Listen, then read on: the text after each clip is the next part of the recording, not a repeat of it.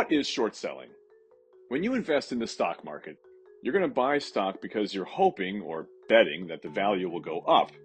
But is there a scenario where you invest in stock expecting it to go down? And the answer is yes, and that is short selling. What does that mean? And why would anyone do it? Well, to understand short selling, we first must understand supply and demand. So let's take a look at an apple tree. Now, we all know that a healthy apple tree produces many ripe and tasty apples. And when it does, you're going to have more than enough apples than you would ever need to pick from. This means that the supply is high and the demand is low. But if that same tree only produces a small amount of healthy apples, you're going to need all of those apples. And therefore, the demand goes up because the supply has gone down. This is supply and demand. So now on to short selling. Okay, so now there are two farmers who are each selling apples from their orchards. It's been a cold winter, so reports have come out speculating that there will be less healthy apples available. And so the demand is likely to be higher, meaning that the price will go up. And so the price of one apple is $1. Now here you are, the consumer. Only you don't believe those reports. You are speculating or guessing that the winter has not affected those apples, and there's going to be a high level of apples, and so the demand would be lower, or the price will go down. So here's what you do.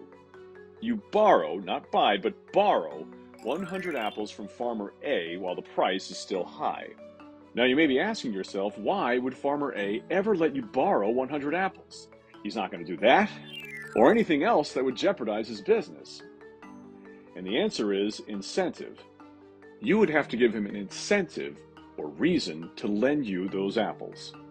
So you might say to farmer A, if you lend me 100 apples, I will give you back 110 apples. And why wouldn't he agree? It's more apples for him. Because remember, he still believes that they will be more valuable.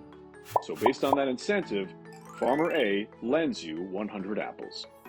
You then turn right around and sell those apples to farmer B for $1 an apple, who, by the way, is more than eager to buy them because the speculation is that the demand is going to be high, and he wants as many apples as possible to strengthen his apple selling position. Then, a report gets released stating that the cold winter has not affected any of those apple trees. You were right. Big gold star for you.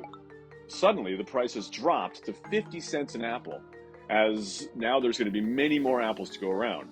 What you do in turn is buy back those apples, plus the extra 10 apples from farmer B at that lower price, and then, as promised, give those 110 apples back to farmer A, and then walk away with the difference. Well, this all sounds great, and you, of course, are happy. You have basically sold something at a higher price, which, by the way, you didn't even own, and then paid for it at a lower price. Or to put it another way, you have just successfully shorted the apple orchard picking market. Now let's put this into financial terms. The apples are stocks. The farmers, they're the stockbrokers. And you, well, you're still you. And the extra apples that you promised, that's the fee which you pay the broker. This fee, by the way, is a total win-win because the broker keeps the fee, and it's a nominal amount against the gains that you're about to acquire from shorting that stock. That is short selling.